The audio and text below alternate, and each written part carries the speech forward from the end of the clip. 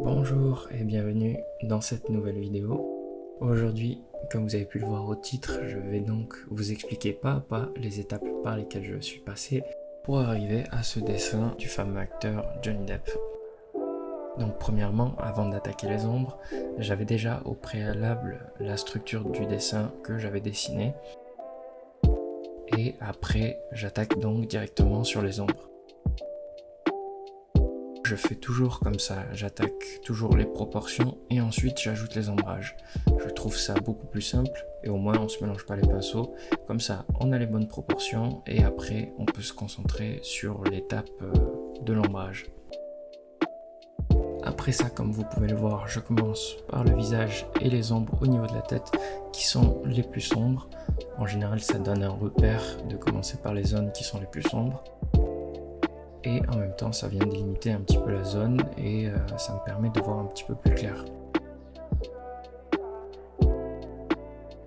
Une fois que ces zones d'ombre assez sombres sont faites, je viens ajouter des zones d'ombre qui sont un petit peu plus claires et je vais les matérialiser en couches. C'est-à-dire qu'au début, je vais commencer par une zone assez claire et si j'ai besoin de foncer la zone, je viens tout simplement redessiner une couche par-dessus, une deuxième fois et une troisième fois si nécessaire, ainsi de suite.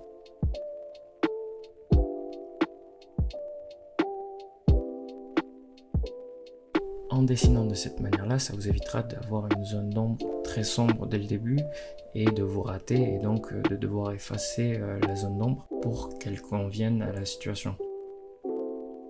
Forcément, si vous devez effacer la zone d'ombre, ça va vous faire perdre du temps et en même temps, vous allez devoir un petit peu effacer, ça risque d'abîmer votre feuille si vous effacez trop fort. Enfin, je pense que c'est beaucoup mieux d'y aller progressivement plutôt que d'essayer d'avoir la bonne zone d'ombre directement du premier coup.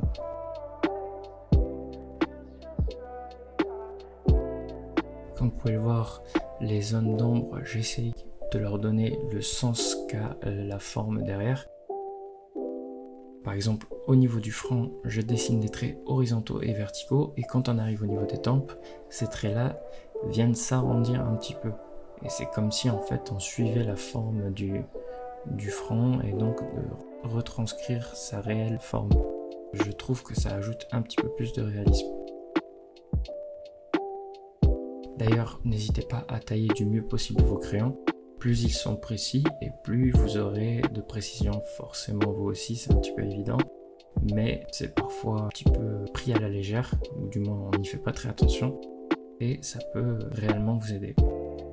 D'autant plus que là, moi, j'étais sur un dessin assez petit, donc c'était nécessaire pour moi d'avoir un crayon assez bien taillé.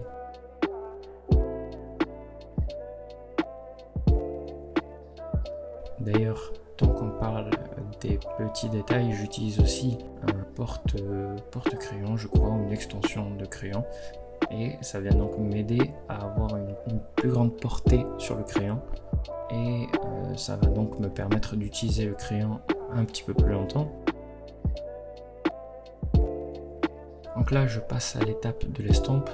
Et comme vous pouvez le voir, j'utilise un pinceau. Alors là, c'est un pinceau assez souple et avec une pointe assez fine. Parce qu'encore une fois, la zone ici, elle est étroite. Donc là, j'utilise ce pinceau-là et vu que sa pointe est très souple, ça me permet d'estomper légèrement. Donc j'estompe les traits dont j'ai besoin assez facilement et la structure du visage, elle reste en place vu que ça reste une estompe assez légère. Donc pour moi, à ce niveau-là, c'était l'outil qu'il me fallait.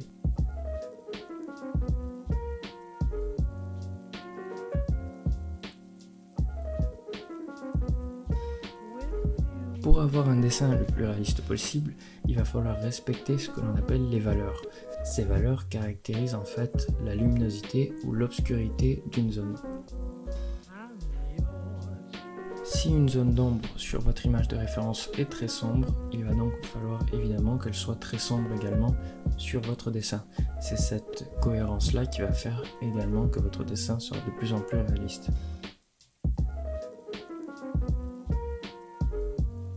Enfin, un outil qui est souvent négligé, c'est le papier. Le papier est sûrement l'outil qui a joué le plus grand rôle au niveau de la différence des résultats que j'ai pu obtenir sur mes dessins. plus le papier est de meilleure qualité et plus c'est facile d'estomper et plus vos traits vont bien venir s'accrocher à la feuille. C'est vraiment très important. La différence que peut jouer le papier sur votre résultat est vraiment drastique et c'est un élément qu'on néglige malheureusement assez souvent au début, du moins en général. Mais une fois qu'on a goûté entre guillemets à un papier de très bonne qualité, on se rend compte que ça peut avoir une très grande différence et un très grand impact sur votre dessin. Ici, je viens donc assombrir petit à petit le costume et donc je viens continuer le dessin toujours petit à petit sans vouloir me précipiter ni vouloir le finir rapidement. Là, je repasse sur le visage et je viens accentuer le contraste en effaçant avec la gomme, comme vous pouvez le voir. Donc j'utilise plusieurs gommes, la mie de pain qui a l'avantage d'être déformable et malléable, et une gomme électrique de chez Tiou qu'on peut tailler pour avoir un rendu très fin. Avec le pinceau, je viens continuer à estomper les traits que j'avais précédemment faits. Et je sais que je vais répéter cette opération plusieurs fois. Je vais d'abord créer une zone assez sombre et ensuite estomper avec le pinceau.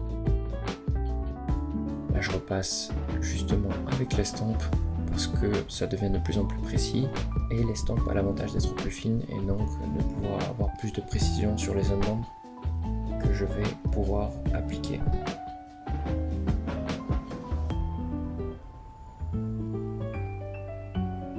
Je sais que sur le costume, en regardant l'image de référence, il est assez sombre et un petit peu plus sombre que ce que j'avais fait, donc je viens rajouter des zones d'ombre avec le crayon. Je viens amplifier cette zone d'ombre. Enfin, ici, je viens peaufiner les derniers détails à ce niveau-là. C'est plutôt de la finition et de l'ajustement. Quelque chose qui va rajouter en réalisme aussi, ça va être l'épaisseur de vos traits. Comme vous pouvez voir ici, je viens affiner les rayures du costume et ça va donner un effet plus réaliste puisque sur la photo de référence, les rayures sont assez fines. C'est un petit détail mais qui fait beaucoup la différence. Souvent les traits dans la réalité sont assez fins et les démarcations sont assez subtiles. C'est ces petits détails là qui vont pouvoir vous faire améliorer votre réalisme et donner un meilleur rendu sur le dessin.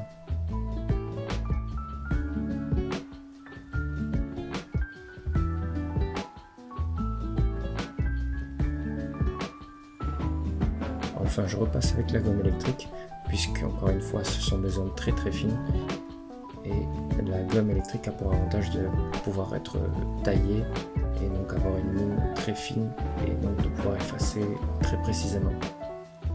Enfin, je rajoute les dernières petites touches avec la gomme et le crayon bien taillé.